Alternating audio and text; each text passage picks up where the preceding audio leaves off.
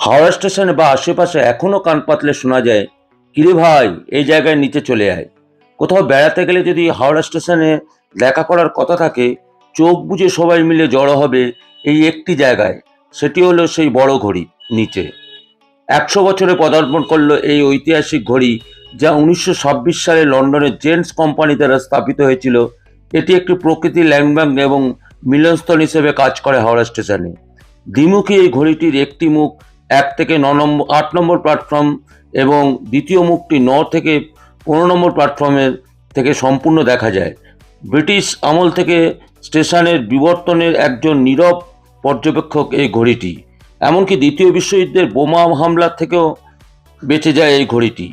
এই ঘড়িটি লাগিয়েছিলেন রয় ব্রাদার্সের স্বর্গীয় দেবপ্রসাদ রায়।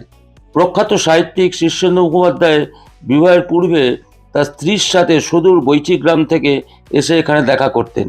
এছাড়া কবি শক্তি চট্টোপাধ্যায়ের জন্য এককালে তার স্ত্রী এই বড় ঘড়ির নিচে দেখা করতেন। শতাব্দী প্রাচীন এই ঘড়িটি এখনও ঘুরে চলেছে তার নিজের ছন্দে।